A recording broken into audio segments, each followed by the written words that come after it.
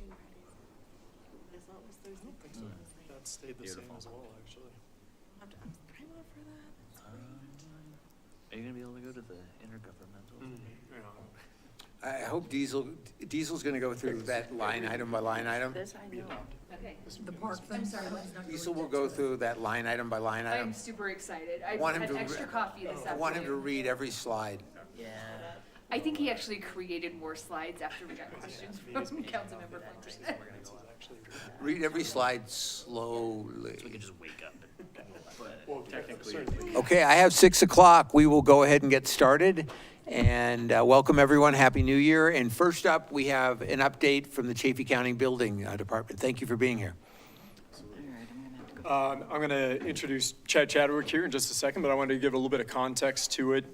So as you probably know, the city has an intergovernmental agreement with Chaffee County to serve as our building department and do structural reviews of applications, development applications that we see. This agreement actually goes all the way back to 2006 and was updated substantially in 2013. And we still are working underneath that 2013 IGA. So yeah, we have a good working relationship with the county in this, and as part of the IGA, we do ask that the county come in and provide us with updates regarding the amount of permits that they've been doing countywide, as well as any information they can give us more specific to Salida, at least once a year. And in this year in particular, we were interested in getting a little bit of feedback about how everything is going with the new building codes and energy codes that were adopted this past year. So with that, I'm just going to hand it over to Chad Chadwick and let him give you a little bit more information. Sure. Thanks, Bill. Hello, I'm Chad, as he mentioned. This year's been a little up and down for building, but honestly, we're just a little bit below where we were last year for total numbers. With the code adoption in March 1st of 2024, we did adopt all the 2021 I codes. That's residential, building, energy, plumbing, all of it. So with that adoption, we saw a major influx of permit submittals right before the adoption of everyone trying to get in before that. So that's why the numbers were a little skewed this year, because then after that, we lulled out a little bit, and then we picked up, and then we've kind of finished out on a little bit of a lull. So for instance, I just have December and November in front of me, just to kind of give you an example. But in the city of Salida, the total, for December, the total number of permits was 30, and there was no single-family dwellings involved in that as part of that number. In November, and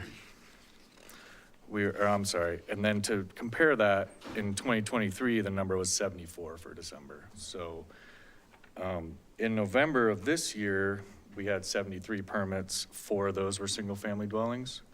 And just to go back to October, we had 89 permits, and 6 of those were single-family dwellings. So it's been kind of a up and down year for building due to probably a lot of things, the code adoption, election year, all that kind of stuff plays into it.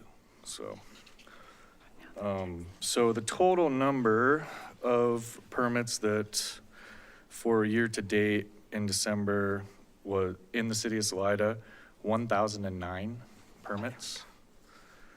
65 of those were single-family dwellings. 17 of those were accessory dwelling units. And just as a comparison, the total number of permits in the county year to date, 3,447. And as a comparison, I've got 2023 here, just to kind of compare. The total number of permits in Salida was 1,045. And the single-family dwellings out of that were 82. Accessory dwelling units, 19. So as you can see, the numbers aren't that much different. I mean, we're a little bit down, but not very much. The total number of permits in the county for 2023 was 3,636.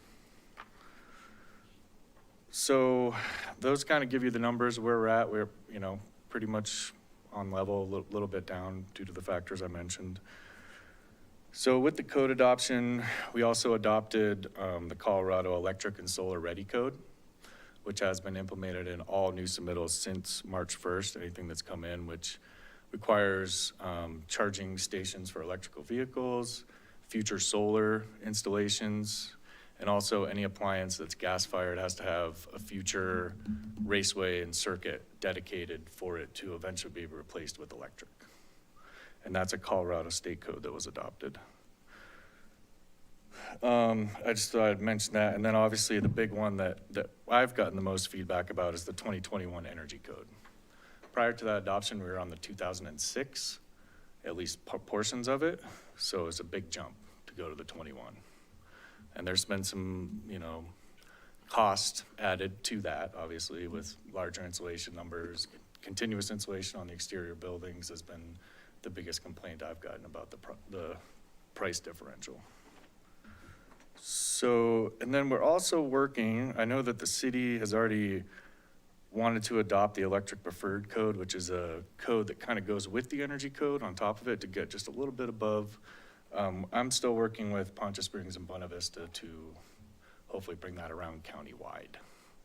We're hoping to have meetings set up with them soon this coming year. And then just a couple numbers for the county-wide inspections. I don't have the numbers exactly for Salida, but I would say a little less than a third of these are probably Salida. So the county-wide inspections we performed in December was 835. In November was 1,052. So probably about a third of that is Salida, roughly. And then the year-to-date, the amount of inspections the building department has done is 14,170. And how many inspectors do you have? I have 4 full-time inspectors. I also do inspections when I have to, when I need to fill in and things of that nature, so. And we go, all the way from granite to Monarch to turret, so it's a lot, it can be a lot. Sounds that way. Salida is probably the biggest provider of inspections, so I would say it's obviously the largest municipality we have, so. Thank you. Most people. And then also, let's see, I guess we could talk about some projects that are in process right now, some of the bigger ones that have been ongoing. Obviously, we have the fire station, which is getting very close to completion. It's a very nice facility. They've done a really good job with it. It's been really, really good to work with those guys working over there. And it's very close. I would say sometime, hopefully next month, they should be pretty well wrapped up over there, so. Another one was the hospital. They're doing some employee housing over there, which I think is really good for that. It's to house nurses and traveling doctors and things at the hospital. And then another one that's been kind of on the radar for a long time is Salida Crossings. They've actually started to go for. Not kind of. Exactly, yeah. I'm trying to be as nice as I can. But yeah, they actually have started going vertical with some of the construction over there. We are waiting to see if they're going to do the whole project overall. They have some other stuff in, but we're not sure exactly what's happening with that, some apartment buildings and commercial, but that hasn't come to fruition yet, so. Some of the new projects that are gonna be coming up of note, at 1108 J Street, they're doing a Montessori school, an entire new building. So that's kind of exciting, with an auditorium and all the bells and whistles on that. And then another big one is the 136 Old Stage, the Mayfly. They already have one section and they've actually applied and been permitted for the next 3 phases all at once. So they'll have that filled in. There's a restaurant and some different other commercial options there. That's good.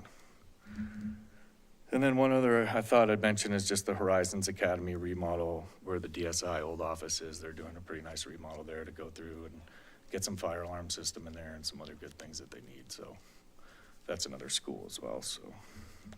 Where's that gonna be, the Horizon School? It's on Oak Street. It's actually right next to the new fire station. I don't. Okay. School admin buildings. Yeah, where the admin building is, they have the Horizons Academy in the back. They've Okay, thank you. slowly been reconstructing it to work as a school. So I think this remodel is gonna be a nice step forward where they actually have some fire alarm systems and things like that we like to see for building safety, so. Is Crest Academy still gonna be there as well? Utilizing that? So, yeah, I believe so. it's just like- I think the portion that's getting added on is for the Horizons portion though, so. And then, let's see, a couple other things. So I did realize today, well, I should have already known this, but all these building reports, all the valuations and the permitting number is all available back to 2013 on our website, if anyone ever wants to do some light reading on a lot of numbers. And then I guess along with the energy code adoption, we do have a deconstruction seminar coming up on the 15th, which is next week at the Scout Hut. And we're talking about when they go in and demo complete homes, instead of just going and crushing it and putting it in the landfill, kind of try to pick out pieces you can use, recycle wood, this and that. So I think it's a good step forward into not filling our landfill anymore than it already has been. Do you guys have any other questions or anything else you'd like me to chat about? Questions for Chad? How receptive do the other communities seem to electric preferred? Somewhat receptive. I think it's been, we've been compiling some more information to answer some of the questions. We already had a meeting with Poncha Springs. They were not very receptive. And, but out of that, we kind of came up with what information we need to get forward and explain it better to them as to what exactly it is. I think a lot of people just think we're trying to completely outlaw gas, which is not what that code does, you know. It just gives more incentives if you do electric, basically. So I think it's, they're somewhat receptive, yeah. But I think it's gonna take a little bit of work to get there. But yeah, I think it's. You are an optimist. Yeah, there is that, try to be. For you? Try to be. Cool. Anything else that I kind of didn't cover that you guys would like to hear about? I would just appreciate all the work you do for our community. Thank you. Thank you. Yeah, it's good. Awesome. Thank you, guys. Have a good evening. Too. Okay, and now, next up, we have the downtown construction enclosure discussion. Thank you, Mr. Mayor. It's our favorite topic, what to do with F Street. So a few months ago, council asked staff to start looking at plans for F Street, whether or not it is closed to vehicular traffic, what that could look like, how we could spruce things up.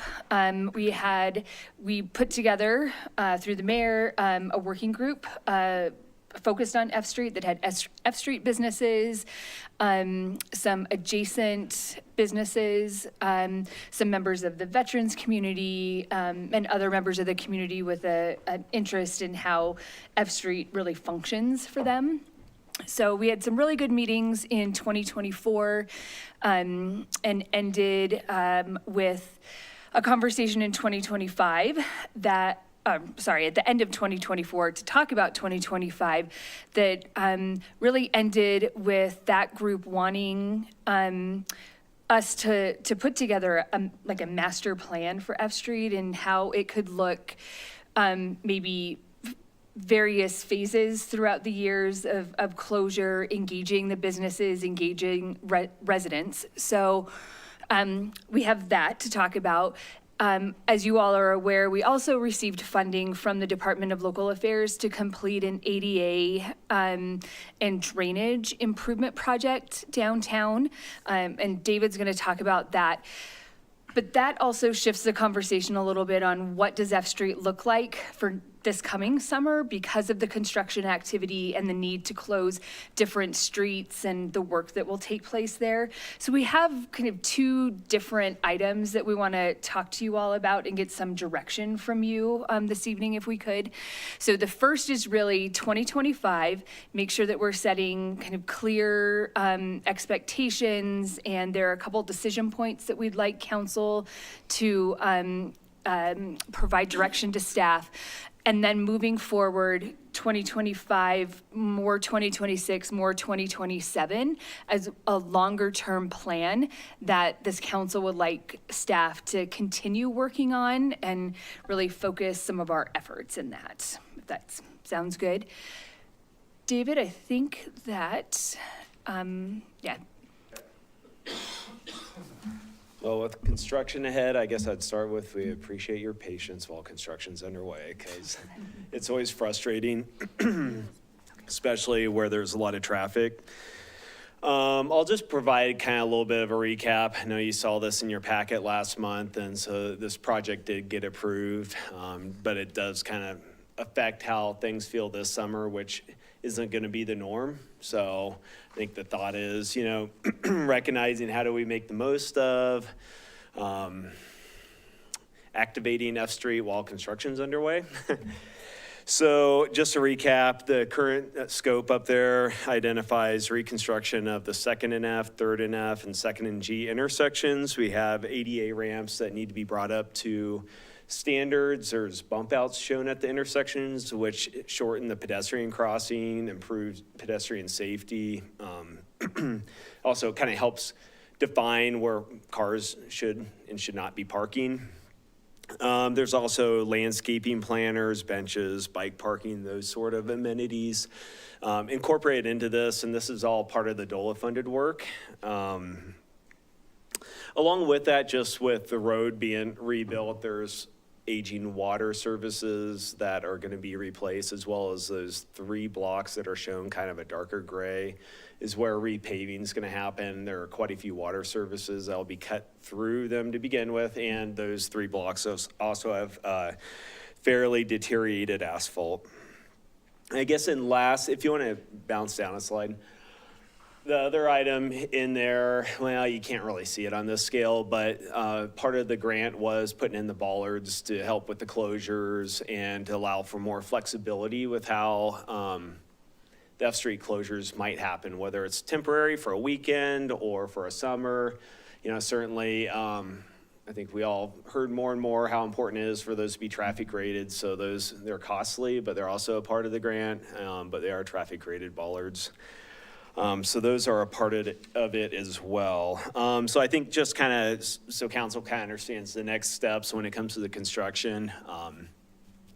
Since it's been awarded, the next step is really understanding how the contractor plans to accomplish all this. You know, they have access needs. They know how much equipment it's going to take, the space they need to work within, and how and when and how vehicles can hopefully make the most of the side streets. And so it's not just like everything shut down. I've already met with them. We probably spoke an hour and a half today on the project to better understand their approach, and you know, they're kind of refining that and coming up with traffic control plans on how to kind of sequence work to limit impacts to businesses. I mean, there are some challenges such as, sorry, I got kind of turned there if you follow up, but like maintaining access in a natural grocers parking lot, or there's a couple parking lots that you get off of 2nd Street that, you know, could be a bit challenging. So as the contractor works up their approach, in the next couple of weeks, we plan to send out letters to adjacent property owners to give them an idea, the schedule, what the contractor's approach will look like, and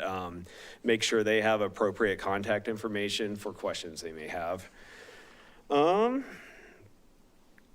And Y&K is the contractor that we'll be working with, and they have done quite a few big projects like this for the city. So they have a large crew right now, and hopefully get it knocked out as quickly as possible. I know it's in the packet, but the goal is to have the work within the F Street corridor done by FIBARC. So it's really April and May, and the first half of June are going to be impacted by it pretty substantially. And then they'll likely kind of pull out of the downtown during the peak of the summer and then really hit like that 2nd and G intersection. And there's some drainage work off at 3rd, and stuff like that will probably happen more towards the fall. Just a quick clarification, correct me if I'm wrong, but my understanding when we were in that meeting is we did ask the members of the working group, the businesses, if they would rather do it this time of year or wait to the fall, and they came back to us and they wanted to have it done sooner. I remember that correctly, right? Yes, and I even talked to some business owners at What's Up Salida at one of those meetings to get a feel for that as well. And I think just from a construction standpoint, like starting a project in the fall with winter, you know, kind of nipping at the heels, it's a little bit less predictable. If things get delayed or whatnot, you know, you'd hate to not be buttoned up for winter, so. And so this slide also shows one of the items that wasn't in the construction contract, but I guess up for discussion would be, for example, the shade sales and lighting that was brought up. Chrissy mentioned it in her memo. And I think the reason why those were looked at or contemplated and pricing was obtained is just from like the community surveys that were done. Is one thing I think a lot of people have said is there, you know, it's all asphalt. There's not much shade down there. It's hot. And also how could it be activated better? These are some concepts for consideration. A company that designs these for commercial uses had completed some renderings. These are an example of what could get installed there while the 2nd and F intersections being reconstructed. Essentially, high enough that vehicles could still pass under it if needed. So it's basically about the same height as a traffic signal. Maybe show the next slide. This was kind of a concept to where they kind of drew in the stage and kind of showed like, well, if the shade sails were off to the side there, perhaps amenities such as that could be under them. Also, could string up lights to kind of activate it a little bit in the evenings or at night or whatnot. So, let's see, I think there was a third, oh yeah. And so this was, they did a rendering to show, I think there's some concern like, well, if something like that went into the downtown, what would the visual impact be just with S Mountain being such an iconic view and whatnot? Certainly when you're right under them, it would be an impact. This is a view from a block away and that's how high they would look. So it's not like they're towering over everything for a long distance, you know, just with the slope of the road and the mountains, that's what it looked like a block away. So, I don't know did you have anything more you want to add on those? It's just hoping to get some feedback on if that's something council would like to pursue. Certainly there's cost savings, putting in the posts and bases, like when the intersections being constructed. I was a little surprised myself, but I guess engineer design for like the foundations for those posts is about 8 to 10 foot deep. So it's not something that's very easy to construct, say in 3 years from now after the intersection's done. It could be done, but it's just definitely easier now. I think that we wanted to get council's opinion of at least getting the post installed during the construction period, and then, you know, the sales could go up later, but like David said, just having the street already torn up, if it looks like something the council would want to consider, now is a really good time to think about it. Well, and that's a good point. Also, it's not like shade sails have to be on the post. You could just put up the decorative lighting, kind of like Larimer Square kind of has that sort of lighting, and they don't have the shade sails, right? So it's not really all or nothing, but trying to find them. Could they be multi-use? Could they be used to do banners to promote Yeah. events in the community? Absolutely, yeah, it's something that was talked about. Perhaps that, you know, going into there, you could have a banner, you know, saying this coming up this week in Art Walk or whatever it may be, so. Do we have a budgeted cost? They're in the range, well, with the full sale, it'd be in the range of 150 to 200,000 for that whole intersection area. It would be trimmed back if, let's say, the sales weren't really desired or whatnot. I think the foundations were 60-ish thousand. The poles might be 50-ish. I don't have those items broken out, so but we could get those. I like the shade sails. You just don't have big trees downtown, you know, and that's gonna provide some shade. And it only makes sense to do it now. Other thoughts? I think it's more of a want than a need. And at this time where we are trying to have a tighter budget and wanting to keep in mind how we are trying to practice fiscal responsibility for our constituents, I personally don't know if this is the right thing to do at this time. The sales or the posts or both? Both. Both, okay. Well, I think this is worth at least looking into as far as, investing, I think we've heard from our business community, and I think we've seen the numbers. I think that this is an investment that directly goes into sales tax revenue and generation. If we phase to have a bright, vibrant F Street closure, even if it isn't a season-long thing, we have been known to close F Street for events often, and that's our money. So I do feel like this is worth pursuing as far as a master plan, phasing it so that it could down the line be, I guess phased in to be as bright and vibrant as we've heard from downtown business owners wanting it to be that way. They're the ones that are generating our revenue. I think that that's a worthwhile investment. David, do you have the costs it wasn't in the bidding documents? Correct. Okay. The foundations were, The foundations were. to get a price, so, but not the full package. Okay. And my thought, and I'm really glad we're having this discussion. Couple of thoughts. One, when I think about myself as a consumer, like I don't go downtown during the probably between 10 and 4 in the afternoon, because with the asphalt and the heat, it's just uncomfortable to be down there. And I could see myself and probably others, if there was some shade, I'm not saying this summer, but sometime in the future, I could see it being better utilized, and which would translate into higher sales tax, which would help to offset at least some of the cost. The other thing I think about is with the posts, I mean, I would hate to saddle a future council with a decision that would cost a lot more money because they couldn't piggyback off of the work that's being done this summer. And so I think that's something we need to think long and hard about. Councilmember Mr. Nacarado. Mayor? Yes, I can hear you. Mr. Mayor, it's Suzanne Fontana. Oh, hey. And I would like to go off of what Councilwoman Martin had stated, that I do not think that those sales would be beneficial to generating sales tax downtown.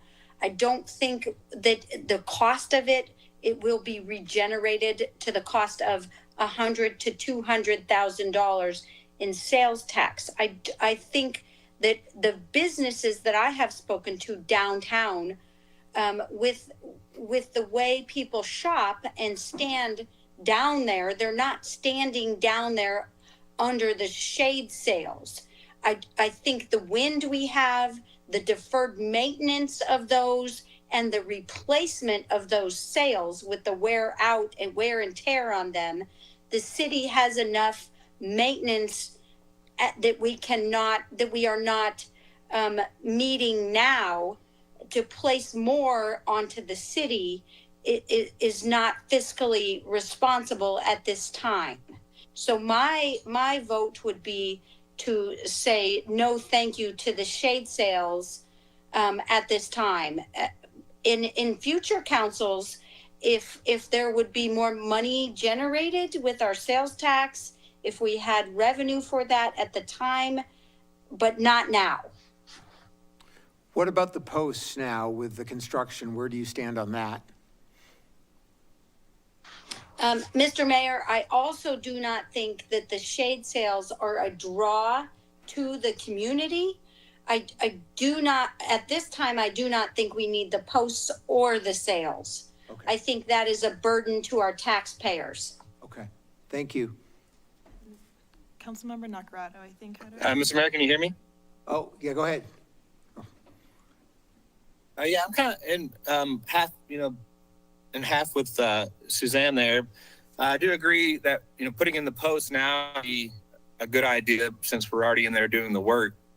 Coming back later, putting those in, down the line would cost probably double of what we would pay if we didn't do that now. I do agree that the shade sails do, the wind events that we do have down there, that I think those are going to be, a lot more maintenance and not very cost effective down the line, replacing those all the time and bringing out people to have to, pay to replace those wind sails. But I am in agreement, maybe putting the post in at this time when we're doing the work. Thank you. Is Councilmember Nakarado her hand is up? She's online. I don't know if she wants to say anything. Oh, we're not putting you on the spot. We just want to make sure if you would like to speak, you're welcome to. I could try. Can you all hear me? Yeah. Great. I wonder if, like Aaron said, Councilmember Stevens said, if there's an opportunity to kind of compromise here. I do think the sails are a draw and they would look nice and kind of add that ambiance to downtown, but I also agree that now is not the time, at least even if only for optics sake, that we've announced that we have a tight budget, so we don't want to all of a sudden be spending money on, I guess, what some people might see as frivolities. So I wonder if there's some way we could do like a post placeholder. And maybe it would be awkward to just have the post down there sticking out of the ground, but included in the construction, put some kind of placeholder there, David, if that might be possible. Yeah, I think the foundation you really probably wouldn't see, and there might be like a trash can put over top. I think there could be a way to do that. I don't know the details as far as what it looks like to fully construct these, but I can look into that and maybe kind of take that as the direction to kind of look at a happy medium, perhaps getting the foundations in since they were a part of the bid anyways, and then considering the poles, or at least considering the shades at a later date. I'm not quite sure Yeah, what the majority is with the poles. We're actually saving money now in the long term by taking care of this construction now, saving, future councils, future budgets that money, but not taking on yet the deferred maintenance of the sail class yet until we're sure that's something the city can take on. Okay. My thoughts about doing it now as opposed to putting it onto future councils is that this, again, I see this more as a want. Like, we needed a fire station and it didn't happen, and then that got pushed down, and I just don't know if future councils are going to struggle with this decision of putting in posts and providing shade. But I might be wrong. I just wanted to voice that. I'm often wrong.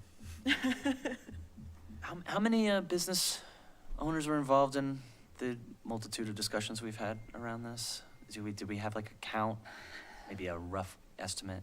A dozen, maybe? Roughly, yeah. Probably more than that. And we had 6 or 10 at our work group meetings, and then conversations at What's Up Salida, and others just in general around the community.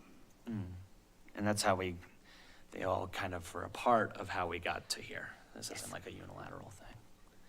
Yeah.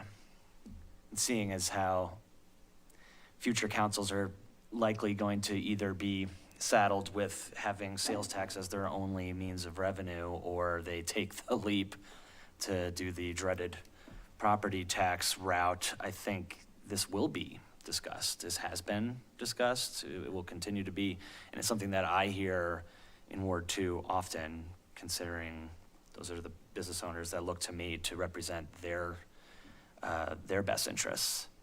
I don't see that necessarily changing anytime soon. But again, who knows? And I feel like by engaging the business community in the way we did, putting together these working groups, and this was the first time it was really done. in a way and presented different options to them, which I think we'll be talking about shortly. I mean, the idea is trying to create a more collaborative approach with the people, the merchants downtown. Because in the past, what would happen is we'd be in this mad rush to make a decision and not a ton of planning. And I mean, obviously, when the street was closed, it was during COVID and we had like 6 seconds to figure something out. And now the idea is, and even hearing from the business community in that last meeting, there were some people who were adamantly in favor of a closure, saying, you know what, I was, and now I'm thinking, let's take a little bit of time to be really deliberate and intentional and thoughtful with this and come up with something. And so, and the feedback that we received from the people that were part of this group based on what we shared with them, I mean, I think they really liked being on the same side of the table with us. So, I mean, I'm proud of the work that staff did to get all of that together and for the engagement from the community.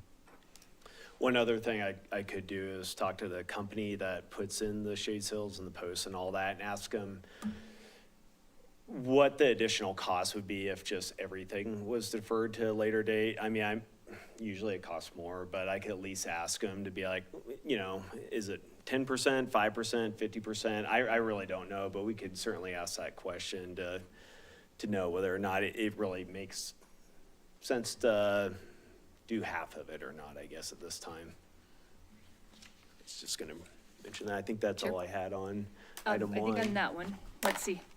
The questions are on the back. Nope, David. Sorry. Talking about accessibility issues during construction, we just want to confirm that 2nd to 3rd Street would remain open. Yeah, speaking to the contractor, at least getting their initial feedback is there will be a lot of sequencing that needs to happen during construction where you'll see one block close for, let's say, a week, and they'll shift to the other block just so they can, you know, knock out the water services, backfill it, open it up temporarily, work on the other block, open it up temporarily. And so as far as that exact schedule, again, you know, it's kind of the April-May timeframe is really when that will all happen. One thing that would certainly affect, like, one item that is required is certainly to maintain pedestrian passage through there and not, it may need to be on one side of the street, not the other, because they'll probably work on one half, then flip-flop. So pedestrian access was discussed, and I guess the other thing is just like council's direction on what F Street looks like this summer. You know, the block from 2nd to 1st really isn't impacted at all by this project. It's 1st to 2nd and then 2nd to 3rd.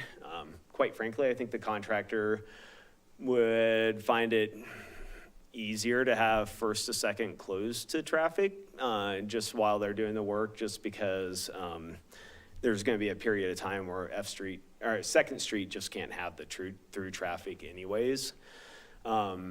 But then they do need to be able to turn vehicles on one direction of F. So if that block was closed, I think looking at trying to figure out, you know, the 2nd to 3rd, I know it's been a topic of discussion every year pretty much. And so, but trying to get through construction, there's going to need to be some closures, at least on one side, just so they don't have to back concrete trucks or dump trucks from E Street or G Street the whole way down. Once they get to that intersection where they're working, they're gonna need to get out of there somehow. So it's just a constructability concern that was brought up. So the plan then is to keep F Street from 2nd to 3rd open to vehicular traffic, as opposed to closing it at the half street as we have done in the past for traffic flow issues and ability to access those businesses that are going to be on G Street that may potentially be less accessible. So just for 2025. And the reality is, since they're trying to get everything done in F Street by Fibbark, it's really, if there was a Ped Mall, you know, if it started Memorial Day, we're really only talking 3 weeks. After construction's done, I think really. Anything would be fine. It's just the first Just that couple of part. weeks of June. And what could we do? I mean, number one, I want to emphasize, we're talking about that would just be for a few weeks in 2025. But the other point would be, I mean, I know there's going to be merchants between second and third that are going to have concerns. Can we increase signage or in an effort to try to direct more foot traffic up their way? We've completed the wayfinding and pedestrian signage downtown. Okay. And it's pretty comprehensive to show the downtown business district. You know, we can always,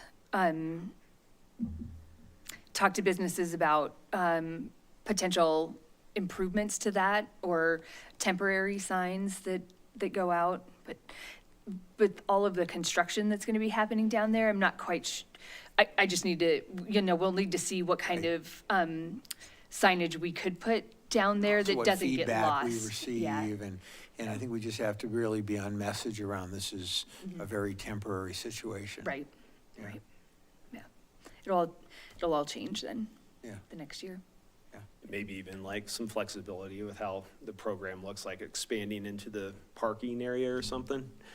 No. Yeah, that was something that we wanted to discuss with you all as well, what that programming might look like, moving out into the parking and right-of-way for either adjacent businesses or different businesses coming, you know, being able to access F Street, or, which we will hear about in just a few minutes, having more civic spaces, more city programmed spaces in some of those areas as well. You know, we've been apprehensive about doing some of that for businesses that are not on F Street. But that was, you know, some of the feedback was really trying to understand and engage businesses to move out into the street to make it more lively downtown. Okay. Thanks. Thank you. All right. So the other part of the master planning process was really looking post 2025, knowing it will be slightly different than what we would do later if council directed. So as you all are aware, we hired Civic Brand to be our marketing and communications team for 2025. Ryan Short and his partner live here in Salida, and so we were able to snag him for a few other projects in 2024, which has been super helpful.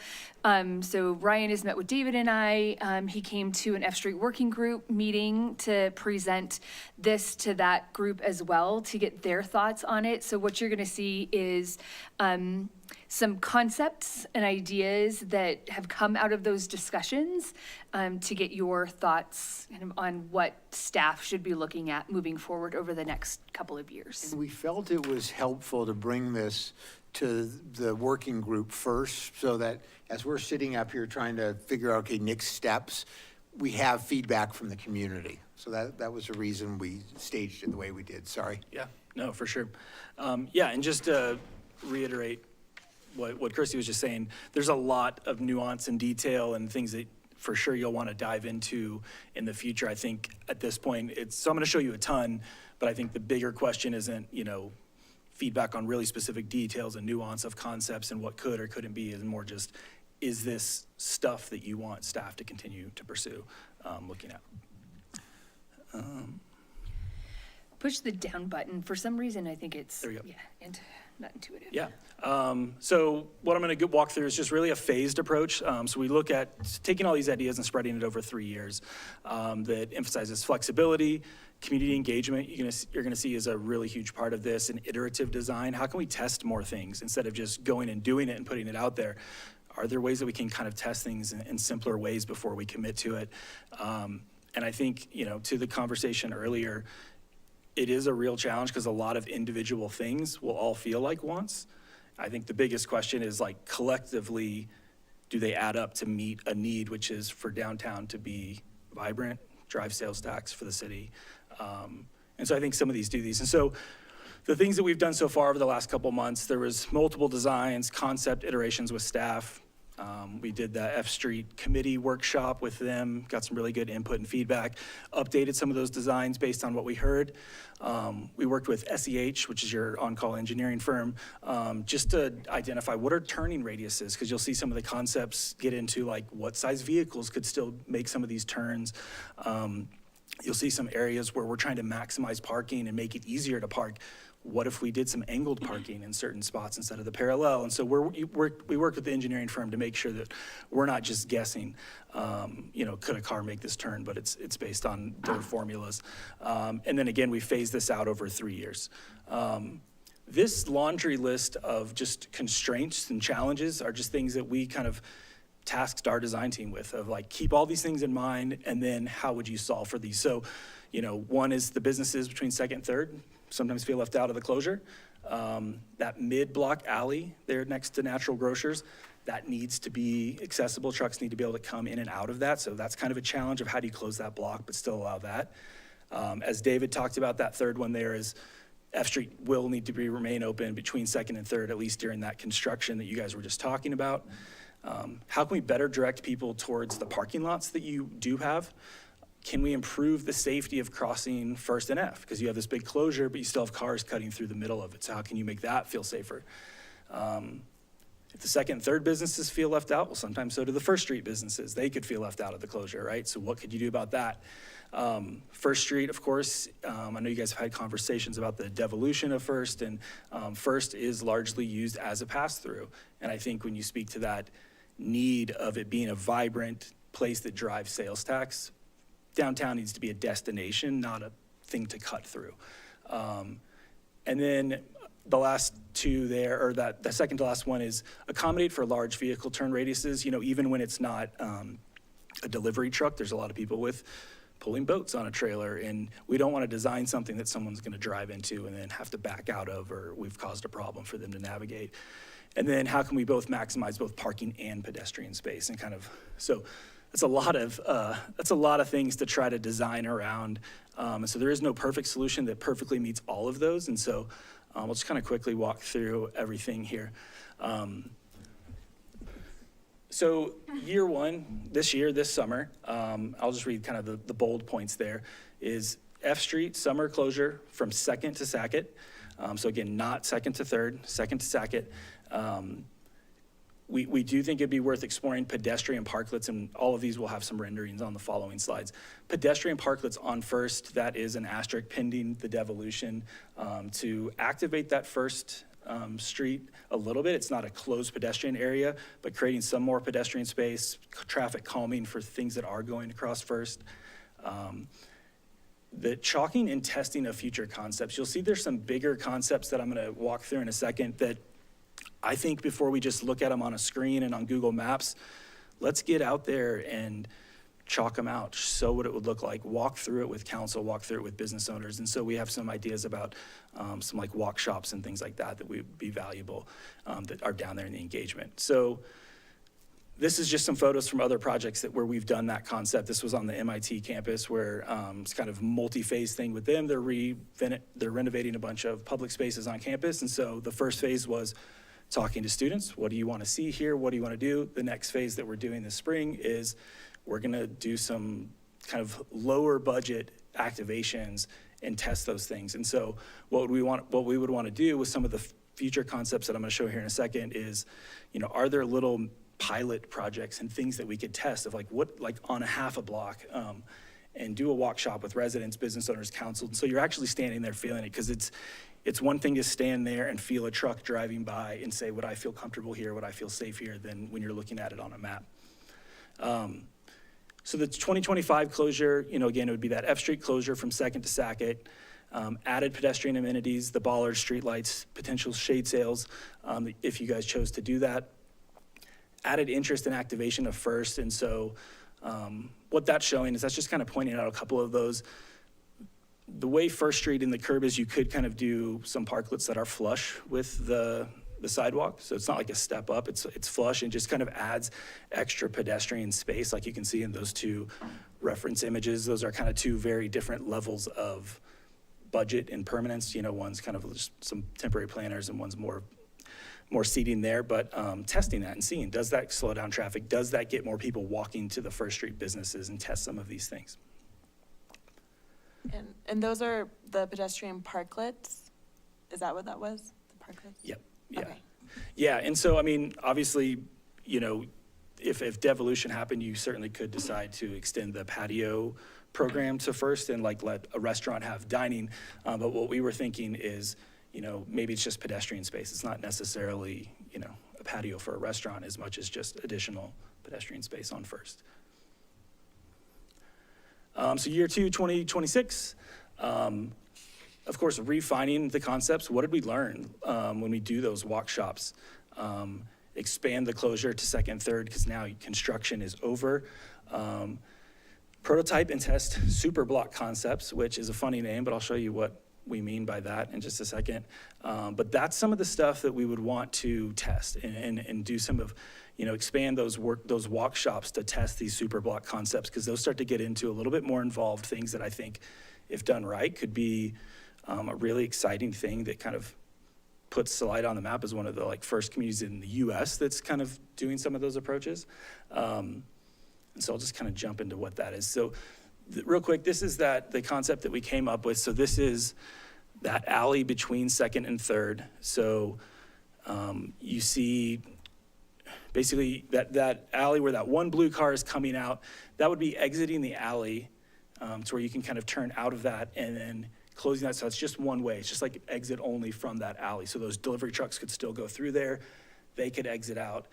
People that navigated through that alley, you could add parking, angled parking there. Actually would increase parking. You'd go from 8 spots to 9. We've designed in, it's probably hard to see there, but actually a loading zone and reconfiguring that stage to where instead of it pointing like perpendicular, it would be looking down F Street. Seems like a more natural way to have like a stage facing, especially if you had those sails or string lights above it. And there could be that loading zone to where if, you know, you're needing to unload some drums or whatever for the stage, that could make kind of a nice start of the closure. So this is kind of gonna explain what a super block is. This is a concept that Barcelona is starting to do a lot of these super blocks. They're trying to create literally over 50 of these throughout their city. Their blocks are very different, but the idea is instead of taking a downtown block and just closing a single street like we've done with F Street, you know, the challenge is, will you lose all of that parking? Yes, you gain all that pedestrian space, but then what about the subsequent blocks? And so it looks at doing something like this, which is kind of, can take a minute to kind of wrap your brain around what's happening, but instead of everything being 2 ways, there's kind of these, half of the street is closed to pedestrians and the other half is just still the one-way traffic so that cars can kind of still go through there. Thinking back to that list of bullets, some of the things it does is it allows for those safer crossings. You'll see when we go to the F Street rendering, you could continuously walk all the way across First Street without ever having cars come across because they would turn, they would be angled like that. It actually activates both F Street and First Street. Same amount of pedestrian space. You're losing the exact same amount of parking spots, but you're almost like doubling your activation blocks because you're activating both ways on F, both ways on First. You're just taking half of the parking you would have lost and like shifting it, right? In Barcelona, they don't have a physical barrier between the pedestrian space and the cars. I'm not sure the US is ready for that. So I think you would want to have, you know, some physical barriers of like curb stops and the kind of poles that kind of come up and different things that could be tested there. So this is what that could look like, one option for what that could look like. And so to kind of talk through a couple things that I want to point out in this, because again, there's a lot to look at in here, but first those purple lines that you see coming in. So traffic coming into town on First Street from both ways. By closing that, the sides that we're showing closed here, and people would either turn right on G or left on G, and then coming this way, they would turn right on E or left on E. But we could direct them past all of the parking lots in a lot easier way. Those orange spots are all of our like key parking. So this would be a way to where as people are coming into town, we're driving vehicle traffic past all of past all of the parking lots that we want them to park at. And you can see that the blue shaded area, that's pedestrian space. So you can see you could actually walk through the intersection, through the middle there of First and F, and never have cars cutting through because they're kind of forced to turn. So again, just those bullets, same amount of parking versus as previous closures, but now both First and F are equally activated. Continuous car-free pedestrian crossing at First and F. It's no longer a pass-through, but rather a destination. Obviously, the people that want to just be a pass-through, they will not like that. But what is the goal of downtown? Is it to be a destination or is it to be a pass-through, right? And prioritizing that. And I think at least this direction, you could direct vehicle traffic past all the primary parking lots. Interesting thing about the super block is it could always be flipped. So the opposite side of the street that I'm showing right now could be the pedestrian versus the parking. I think an interesting comment that came in the working group was, it's not all one way that all businesses, which side of the closure would they rather be on? There's some businesses that in this scenario, they prefer to be on the closure side. Other businesses are like, well, I'd rather have the parking in front of my space, right? And so it's kind of interesting. Because yeah, some people would want vice versa. There is obviously an option to, if it was a temporary thing, you could flip it. But there was some feedback of that could be confusing to like 1 year it's one way, 1 year it's the next year. That's could be a little awkward. This is what I think she has something real quick. Yeah. Yeah, so my concern, if you go back to the map, so doing that, we have a lot of delivery trucks for the different businesses downtown, and they are instead gonna be driving right by the park, Riverside Park, right? If we have that intersection of First and F closed. Yeah, I think the idea is then they could turn at Second to go up F Street. Yeah, so we talked through I know the owner of Currents and a lot of the folks at that working group about, because there still would be, I don't know if I can point at that. I think Yeah, there still would be. It doesn't show up that way. it doesn't, oh, okay. Kind of work. Yeah, I mean, that's something that we would want to think through. Those alleys are still accessible. I don't think right now the delivery trucks, at least from what I got from the working group, this concept would allow for what's happening. I know at Currents and the different businesses that brought that up. But there could be one that I'm not aware of, because there's not anything going like stopping on First Street where any of that blue is. There's not anything stopping in front of Natural Grocers up to Second. It's kind of like the Amika's Alley, the Currents Alley by Benson, those spots that they could still do, just like they did during the F Street closure. But again, something that the question I guess today is, do we want to keep working on these things and thinking about how do we solve for that and make sure that can still happen? Because yeah, obviously we're not going to implement something where they can't. Yeah, and sorry, you might have already said this, but how was this idea received by the working group? I thought pretty positively. I think people were. It was positive. Yep. Yeah, We had really good conversation about this. The Kate Duffy, who's there, who helps us kind of think through those who are mobility challenged, really like this idea of having some parking spaces on F Street and not having these chunks of streets closed down to have more possibility of accessibility. Yeah, we had a number of restaurant owners. We talked about delivery. I know Ryan has a slide that shows turning radiuses. We worked with the engineer. So, like I said, the concept came forward to staff first and the working group, and then this is more iteration on the feedback that we got from them addressing their concerns. So it was a really positive meeting. Yeah, and I'll say that on the back end of it, I got a number of emails from participants expressing their gratitude for being included in this collaborative effort.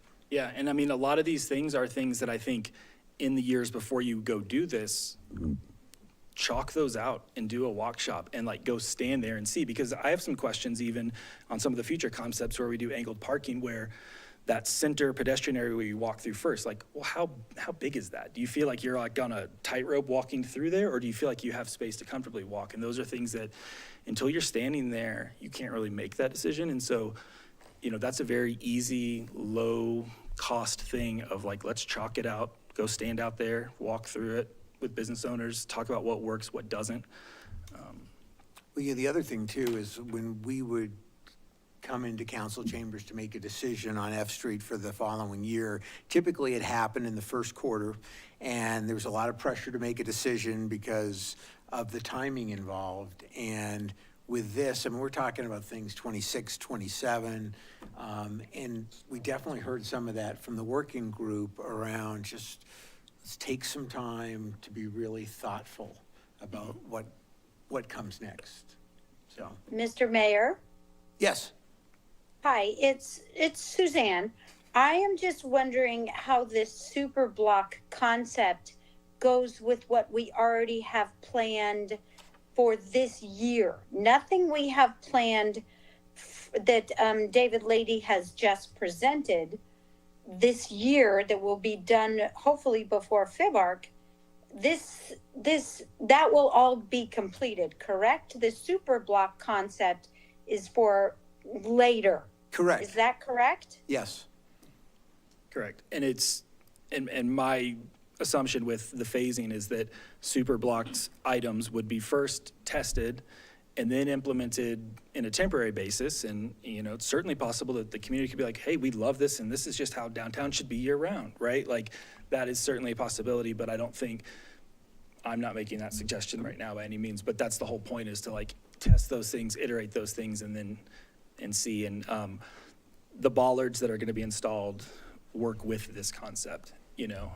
And so those are, to me, a no-brainer on the bollards. So. Yeah, that was our thought process, was just kind of adding to the things that we were working on so that we weren't wasting money or, you know, needing to redo something, that we could just, you know, add to the concept every year. So Councilmember Fontana, what you're looking at here is kind of earliest idea of 2027, like at the very earliest, if every, you know, the community was for it, council was for it, like there are just so many other things that would need to go into this conversation. But again, just trying to look farther out. We'll be starting our 2026, you know, budget process here in a few months. So kind of just trying to get a little bit ahead of the curve with some of these things. Thank you. Thank you very much for that. I just want to make sure that what we are doing this summer is if we change to something like this in the future, or that we're not wasting the money that we have just put into this entire concept for this year. I want to, not so much wasting the money, but not digging it up and redoing it. Of But course. we want to be thoughtful, you're With the money that we have just spent. Yep. Yeah, and I don't think anything proposed for this year would be for waste if you did even evolve to this in the future. There's a lot of things I love about this. It's very innovative. Yeah, it solves a lot of problems in a kind of interesting way. I mean, there's a lot of details and nuance. I'll flip through some of the additional slides just to look at some of the, so this is what that would look like coming into downtown. Obviously there would be more signage, and that's not exactly what the like front of that would look like, but you'd see that a car is not going to be continuing on First. They're either going to be directed to the left because that's where more of the parking is, or they can go to the right. So that's kind of what that would look like on that entryway. We also explored what could that look like with angled parking, because right now with parallel parking, if you've ever watched people try to park in downtown, it can Not pretty. Some people are parking challenged, and if you have half the street is closed, you have the travel lane and the parallel parking. I mean, hopefully people aren't going into oncoming traffic to back in and park, but there's just that added pressure, right? And that barrier of like, you've got a closure and you're trying to park now. Never underestimate poor driving. Right. So we looked at, you know, well, what if we, and this one is even harder for me to wrap my brain around. I have to like look at it for a minute to figure out what's happening here. But this is kind of a super block concept, but that has angled parking. So you could pull in a lot easier. I didn't put the number of spaces here, but what's interesting is you actually get pretty close to the amount of spaces you have with no closure. I think you lose something around, don't quote me on this, but like something around 14 spaces total. Because yes, you're losing half the parking on the street, but you're gaining parking back by angling them, and you can fit a lot more per block. So it's kind of interesting about from the parking standpoint. You can fit a lot more than when they're parallel. and they're easier to pull into. But of course, naturally, your pedestrian space is going to get smaller. Because this is where with those turning radiuses to allow for those large trucks.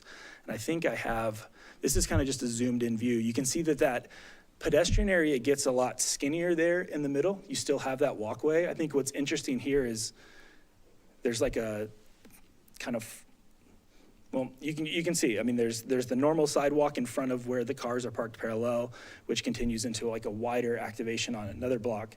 So there's just some interesting things going on when you start parallel parking, and that's where, this is the flipped version, so it's the same thing, but like the opposite side is getting the parking, that stuff that we explored. I was gonna show, these are the different vehicle sizes that this is allowing for, which is, to me, surprising that we're, because what we didn't want to have to happen is somebody with a trailer or a boat come in there, not be able to make that turn and have to either back out or go over the pedestrian. So that's what the engineering firm helped us look at is, with 45-degree angled parking or 30-degree, how many spaces can you fit? What are those turning radiuses? How far over the current center line do they go, which moves where our pedestrian space is? So there's a lot of nuance and thought and detail that's gone into it so far. But again, like Christy said, the question isn't, we're not asking anybody to approve any of this today as much as just, do we want to continue pursuing some of this more phased out advanced activation? And we don't have the pressure to have to make a decision today like we've had in years past. Right. Yeah.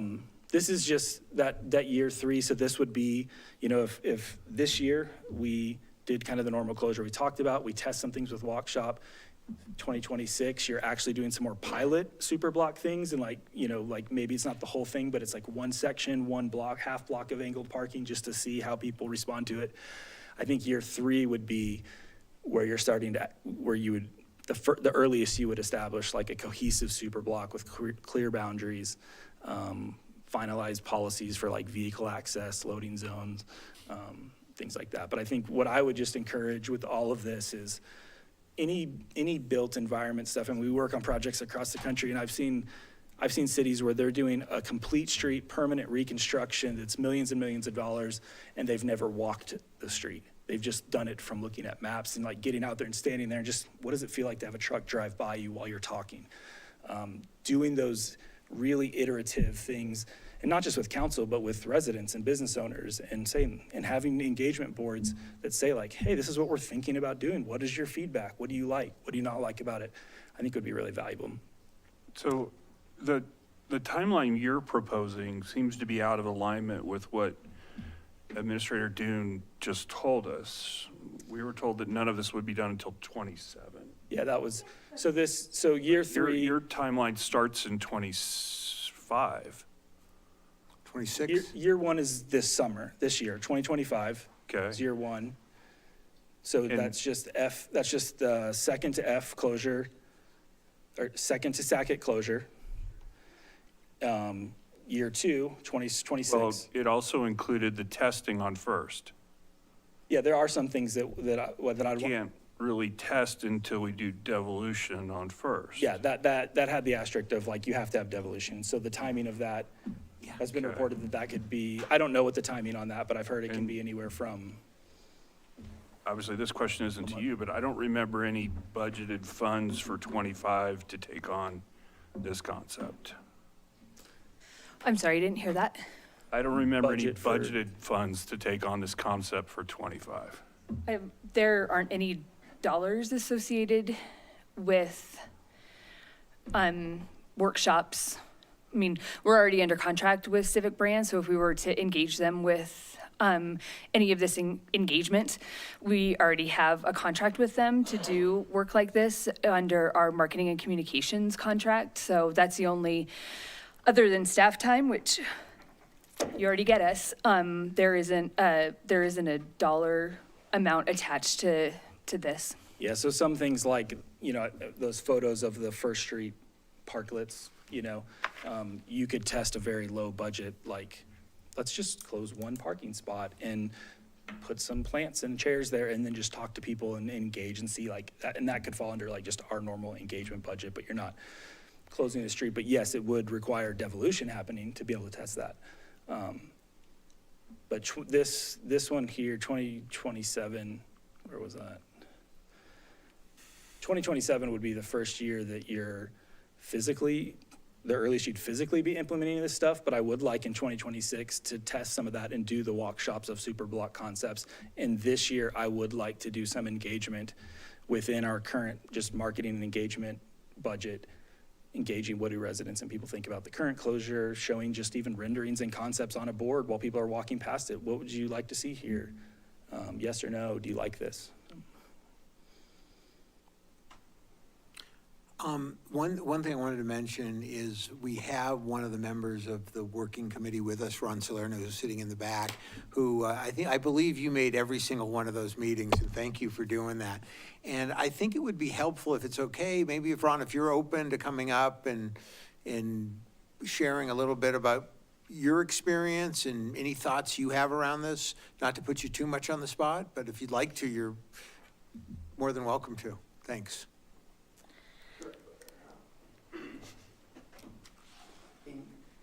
We were very excited for the ideas you brought, and just sort of hearing a lot more thought be possible to go into it with engaging some other minds and bringing things together. So that was great. A lot of ideas here that sound innovative and interesting. I think from business perspective, there were a lot of questions about the super block and how that might work, and does it really feel like an F Street closure or a business walking pedestrian mall if we do that or not? And I think the biggest concept is, I'm sure that group and the downtown business group that we're trying to pull together now would love to continue to be engaged, hear more about it, provide feedback, work on any of these prototypes, or be able to provide that feedback. Because I think it just, there are no easy answers here. But just having that feedback and getting people engaged, I think, getting that future buy-in, it would be great. Yeah, I think that's all I could really say at this point. I appreciate it. Sure. Appreciate it. Thank you. Thanks, Ron. Yeah.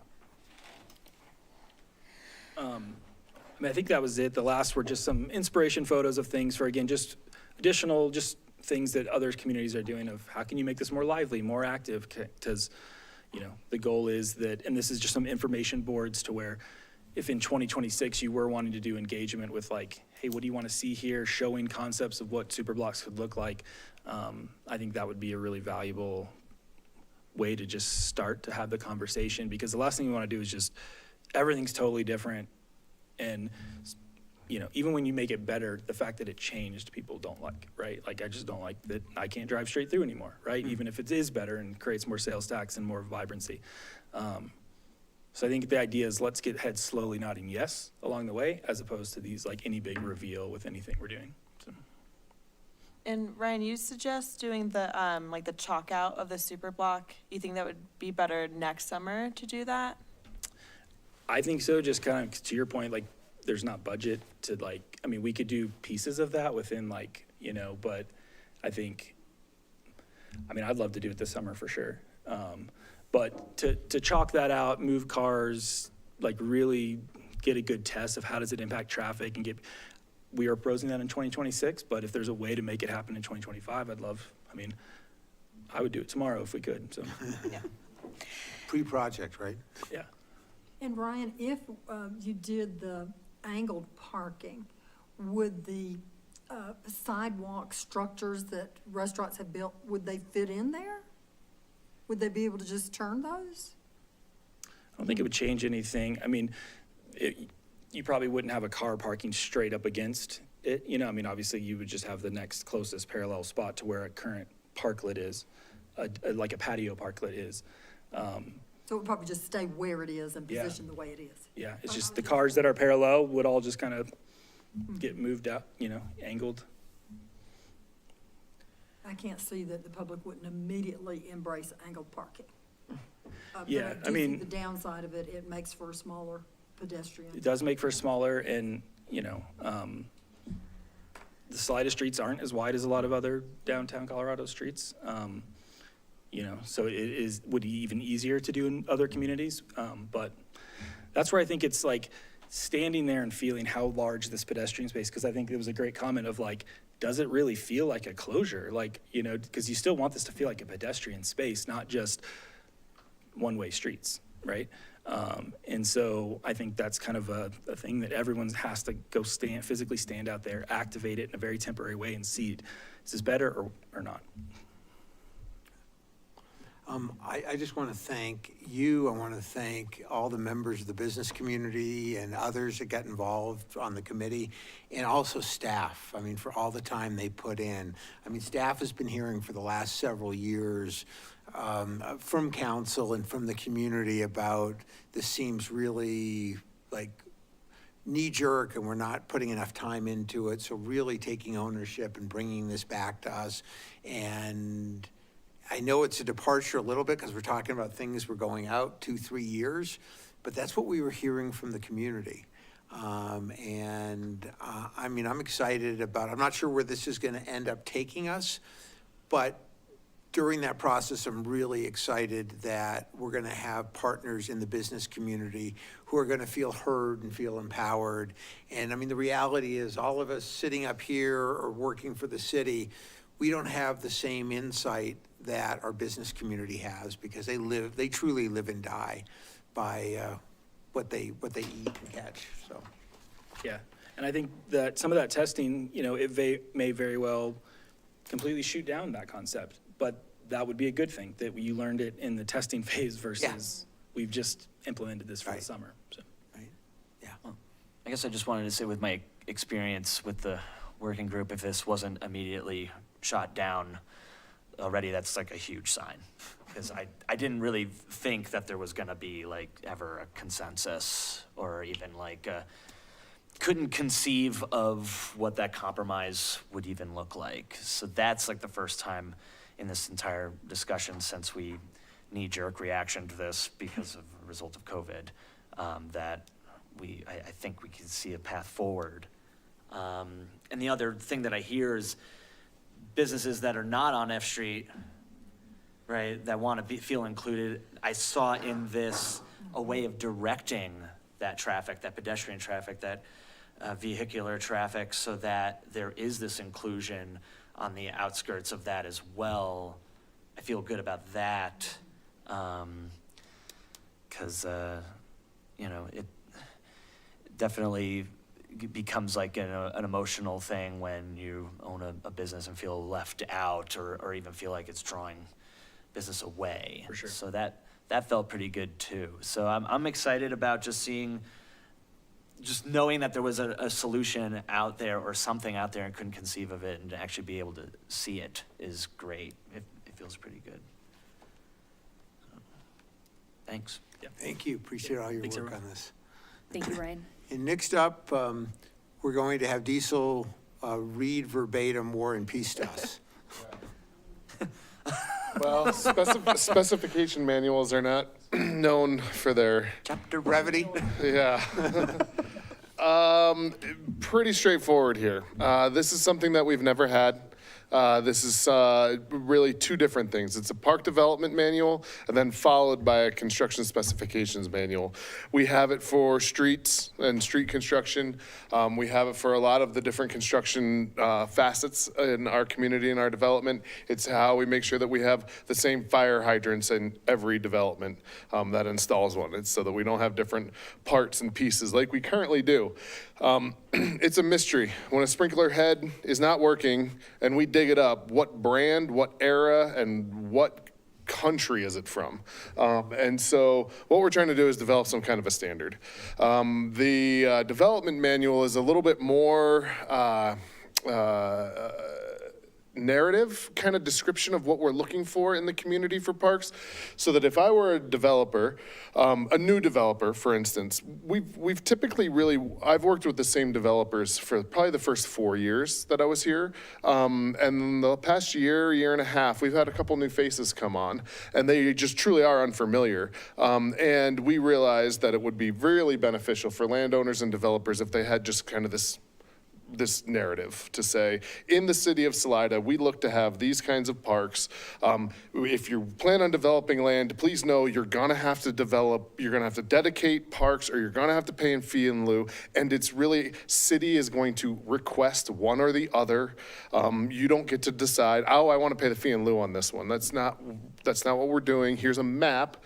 You can predict that if you have land in or around these areas, we're gonna want land, or if not, then we're gonna want fee in lieu. So just really kind of a dictionary, so we're all speaking the same language and a common lexicon. I've just walked into too many meetings either early concept or pre-conceptual meetings, where as soon as I say, have you considered how much land you're gonna dedicate, they look at me like, I'm immediately the bad guy, because no, they hadn't thought about that. They've been doing numbers by square footage and how much they can sell it for. So the development manual is the kind of that narrative, and then the construction manual is the details to make sure that we get quality products. We haven't had this before, and you can just keep scrolling if you want to scroll.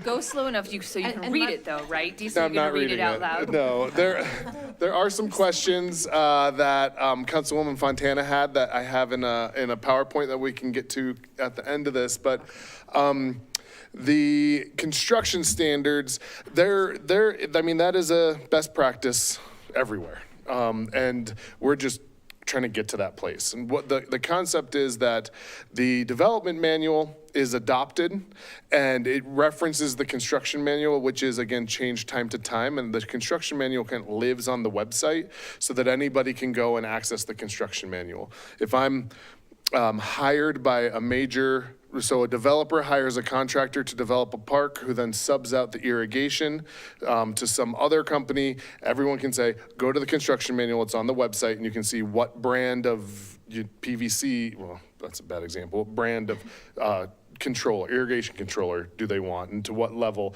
So we don't have undersized valves, and when we've been given parks in the past, they're not built to the standards that we need them to be, the commercial public grade standards, wooden swing sets and undersized meters, so we don't have the water pressure. So this is really just to try to get ahead of that, exactly. So with that, I'll ask any questions that you guys have here in the room, and we can probably just skip into the PowerPoint and the given questions, but to start with you guys, any questions off the bat? Who'd like to begin? So who determines now if they are gonna dedicate land or do fee in lieu? Is it the developer? No, so I sent myself this email, because I knew that was gonna be a question. It says, major plan development shall dedicate and develop. That's a key term here, okay? Our current code says that they need to dedicate the land and develop it. And we have not been doing that. And that puts us kind of back on our heels, that now we have this vacant land that we don't have the funds to develop. So besides that, they will dedicate and develop land or pay fee in lieu for the purpose of providing active parks, open space, passive recreation facilities, and/or recreation trails or other public purposes as determined by the city for the benefit of those who occupy the property and be made accessible to the public. So it is the city's choice. From my understanding, when I've kind of dug into this, when we started the fee in lieu concept, we had vacant land and large parcels of land all over the city. And so when a developer would come in to develop, we would just take the fee in lieu, and it was fine. There was a giant parcel right next to it. And I don't know, was anybody on planning at that time? And I know, were you? I know Harold used to speak to this a lot, and PT would speak to this a lot, that, we'd just take the money. We weren't really thinking about the parkland dedication and open space. It wasn't that kind of a priority. And as we built out and got denser, the land is the priority, and the fees just recently, last year, community development increased the fee in lieu amount, and then this year, again, they increased the fee in lieu amount, because $2,000 for a unit versus 0.2 acres of land were totally, they were not equal. So it was so much more appealing to just pay the fee in lieu and not gobble up or dedicate the land for public use to be able to use it for like private and to sell. So, so when I came on board, it was kind of an assumption that, you know, these developers were paying the fee in lieu. And so when we pushed for the land dedication, we got a lot of pushback. So it's been a couple years of sitting at various tables and having, well, why don't you want to dedicate the land? Well, Diesel, look at the value for the land versus what you would charge me in fee in lieu. Like, of course I want to pay the fee in lieu. So this has been evolving probably for 3 years wholeheartedly, where we've been looking into other communities. The land use code update has been a big part of it, and really what has pushed us over the finish line on this. Bill pretty much saying, I need something. I need you to have something that we can then reference back to in the land use code. So whereas right now, the code is dedicate and develop 0.02 acres of land for every 1 unit you plan to build. So if I'm a developer and I have 1 acre of land, say I have 10 acres of land, and I want to develop something that has 100 units, then I would owe, was that 2 acres? So I would owe 2 acres of land, but I only have 10. And now that 100, or I could just, for that 100 acres, just pay $200,000. And it was just so completely different that we're raising the fee, but then equally, now that developer had just made their plan for that 10 acres at 100 units, and I just said, wait a second, we need 2 acres. Well, that just took away what their plan was. And so now their numbers have changed. And so we're constantly doing this back and forth of like, well, okay, now I can only fit 80 units. Well, then now you only need this much. Well, then maybe I can now go to 85 units. And so the proposal, I mean, is that we do a flat percentage of land. That if you have 10 acres, you owe us 12.5%. And this will all be brought to you. This is coming from community development, but the foundation of this concept and park development is going to be based on the land use code. And I think that might answer some of Councilwoman Fontana's questions as we get into it. But a lot of what her questions really stemmed from this paragraph here, where it does specifically call out the Parks and Recreation Director and the Department of Community Development can negotiate a combination of dedication and development and fee in lieu payment. We currently don't have an expressed method or means to say, well, if you only give us this percentage of your 0.02 per unit, then the rest you must pay in fee in lieu. It becomes this negotiated process where at the developers believe, well, I'm giving you the land, and thank goodness you at least got that land out of this deal. Why would we ever pay the fee in lieu as well? It's just been a very hard process to be a part of. It's really been dictated by, and I'm feeling a little bit out of place saying this, and there might be more to Bill to speak to, but when I came on, I was not at the table for negotiating parkland or fee in lieu. I would just show up and there'd be a 0.3 acre park that isn't gonna do anybody any good, but at least we got a parkland, and then, well, where's the money to develop it? Oh, well, we got the park, but that's not enough park. That wasn't what we required, and there was no making up with the fee in lieu. So we're just really trying to start over. Mm-hmm. Do you want to go to questions? So one of the first questions that Councilwoman Fontana had, given control on negotiations with the developers instead of coming up with some formula where everyone can follow. There is a formula, it's just in the land use code, it's not in this development manual. And the development, that's where everything starts. It starts with this 12.5, actually, sorry, I wrote this up today. Right now, the land use code has a 12.5% of land for open space or parkland. And then if you only give then you take the value of that land, and if you only give 10%, then 2.5% would be made up in fee and lieu of a reasonable, not $2,000 per percentage. It would be reasonable to the value of the land. And currently, there's no real call out for the ability to take some land and some fee and lieu. There are some places where we totally understand. We want density, we want people, we want this is where the development should be. We only need this little bit of land. Plus, you may be aware or have made the connection over the past couple years, we've been doing like the Angel View and Places to Age, where we're asking for dedication on the edge of developments so that when the next piece of land comes in, we can put the dedicated land onto that, making a larger parcel conjointly than we could get if it was buried in the middle of a subdivision or a development. Next,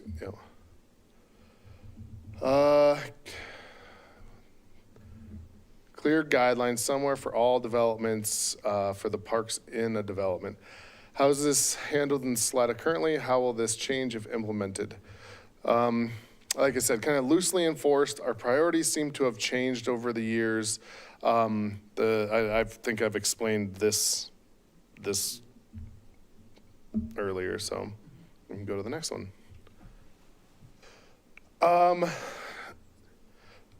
It is a big document. It does have a lot of detail. It does have a lot of standardization for how things are done.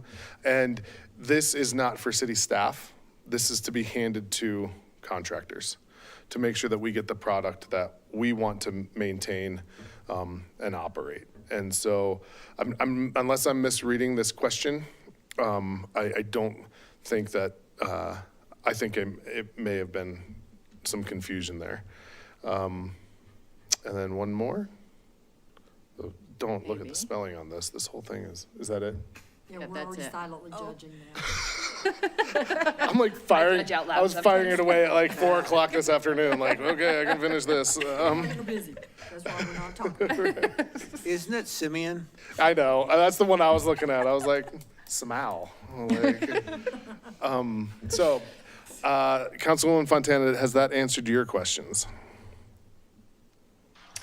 Yes, it has, except for, the last one is not quite answered. Okay. Everything else is wonderful, and I thank you for that. But are there other communities that already have this guide so that we don't have to, or are we just going with the 12%? Or have we looked at other communities similar to ours for this guide? And Bill's coming up. Yeah, Bill, this is definitely a Bill question. I've been a minor part in that part of the conversation. Well, I wouldn't say minor. They've definitely looked to me for input, but it's more of a community development thing. You're always a major part of the conversation, Diesel. Yes, so different communities definitely do it different ways. Some do it still the way that we have it in our current code with a certain fraction of every unit that's being proposed. As Diesel mentioned, it gets very challenging when either there's not actually any development being proposed, it's just an annexation, or it's a subdivision where, yeah, they're subdividing lots, but we don't actually know the end number of units that will be within that subdivision. And once that land is developed, it's gone for open space use. Those communities, of which there are quite a few, that base things off of a flat percentage, use a very wide range of percentages. And I think that you'll find that a lot of it comes down to land values, relative land values. We've seen anything from 6% of the land all the way up to like 22% of the land to be dedicated towards open space and developed. And some require development and some do not. But the percentages often come down to the relative land values in those areas. So for instance, Grand Junction, which the land values are much lower, has the percentage much lower at 6%. Other areas I forget, I think it's Steamboat that has it up over 20%, but you have to look at the value of the land there as well. Basically, each of those communities are just taking into account what would be the ultimate cost if they were going to buy the land on the private market to create open space. And that's where they've derived those numbers from. We ultimately sort of landed on a number that was more or less in the middle, based off of some calculations that were made based off of the needs of this community and the density that is anticipated through this new land use code. Does that help? Yes, thank you very much. Okay.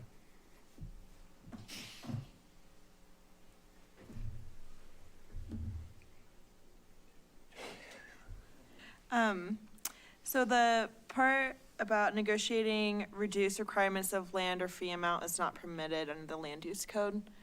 Reminded me of the discussion we had with the flour mill, and I just worry that, like, if we were to have another developer come in and try and build workforce housing, that wouldn't be something that they would be able to negotiate the way that we were able to with the flour mill development.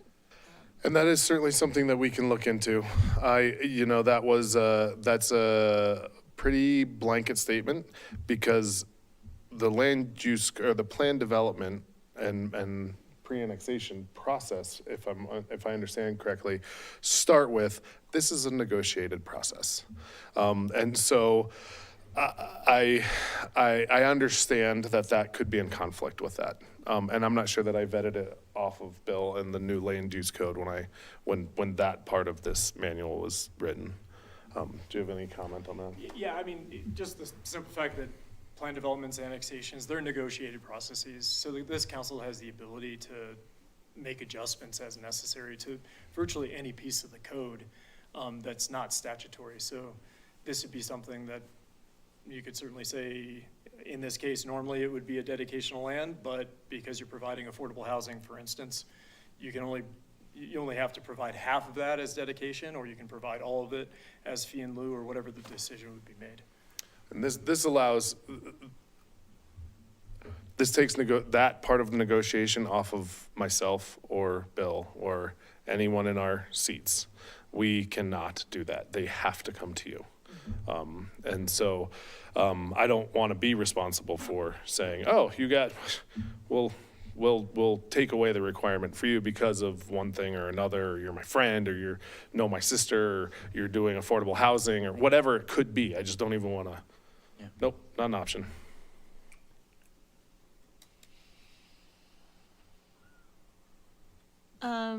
And then for the standard specifications for construction and parks, you said that there hasn't been a manual before?